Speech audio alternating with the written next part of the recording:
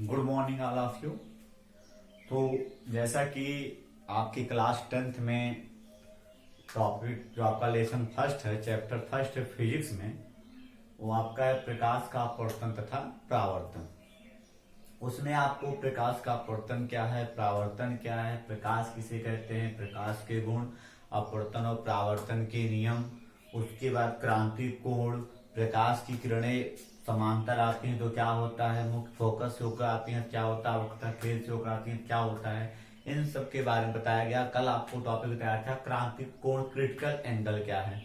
आपको बताया गया था कि जब प्रकाश सघन माध्यम से विरल माध्यम में जाता है तो वह आपतन कोण जिस पर अपवर्तन कोण का मान 90 डिग्री हो जाता है उसे ही क्रांति कोण कहते हैं। अर्थात जब R इक्वल 90, क्योंकि अपवर्तन कोण को R लिखते हैं, तो जब R इक्वल 90 होता है तो I क्या होता है, आपतन कोण, तो I इक्वल C होता है। C का मतलब होता है क्रांति कोण, अर्थात क्रांति कोण को C से डिनोट करते हैं। तो कल आपको क्रांति कोण क्लियर हुआ था। आज आपका पहला टॉपिक है पूर्ण आंतरिक परावर्तन, टोटल इंटरनल रिफ्लेक्शन।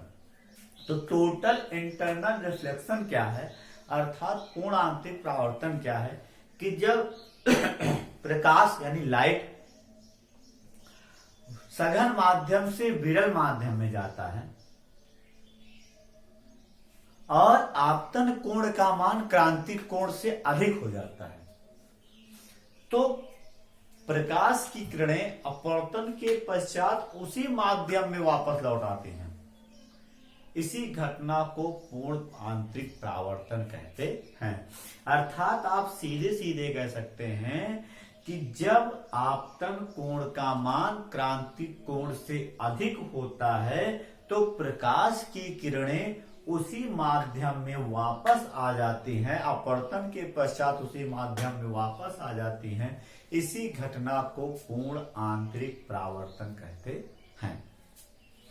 तो देखते हैं हम आपको सबसे पहले क्या लिखेंगे, यहां देखिए, यानी आपको फिगर समझा दे रहे हैं, उसके बाद आपको हम डिफिनीशन बोल देंगे। आप वीडियो को रोककर और धीरे धीरे सुनकर लिख सकते हैं। तो पहले आप डिफिनीशन जान लीजिए।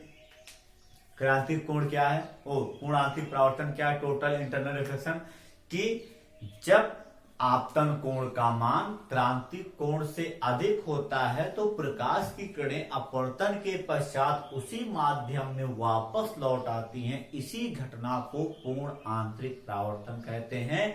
जबकि प्रकाश सघन माध्यम से विरल माध्यम में गमन करता है, जबकि प्रकाश कहां, सघन माध्यम से विरल माध्यम में गमन करता है। अब इसका फिगर देख लेते हैं। तो ये हमारा अपवर्तक पृष्ठ हो गया, ये हमारा विलंब है, ये हमारा कौन सा माध्यम है, ये हमारा सघन माध्यम है, ये कौन सा माध्यम हमारा, ये हमारा है सघन माध्यम,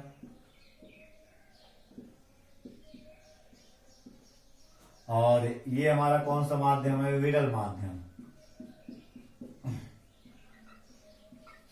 तो कह रहा है कि वह आपतन कोण, वह आपतन कोण जिसका मान क्रांतिक, जब आपतन कोण का मान क्रांतिक कोण से अधिक हो जाता है, अर्थात I is greater than C, I is greater than C, अर्थात ये कोण कौन सा हमारा I है और इसका मान क्रांतिक कोण से अधिक है। तो जब आपतन कोण का मान क्रांतिक कोण से अधिक होता है तो प्रकाश किरण क्या होती है कि अपवर्तन के पश्चात उसी माध्यम में वापस लौट आती है। इसी घटना को हम क्या कहते हैं, पूर्ण आंतरिक परावर्तन कहते हैं। अर्थात यहां क्या लिखेंगे कि जब I इक्वल C होता है तो प्रकाश किरण उसी माध्यम में वापस आ जाती है। इसी घटना को पूर्ण आंतरिक परावर्तन कहते हैं। एक बार फिर से आपको बता दे रहे हैं कि जब आपतन कोण का मान क्रांतिक कोण से अधिक होता है तो प्रकाश की किरण अपवर्तन के पश्चात उसी माध्यम में वापस लौट आती है। इसी घटना को पूर्ण आंतरिक परावर्तन कहते हैं। जबकि प्रकाश सघन माध्यम से विरल माध्यम में गमन करता है।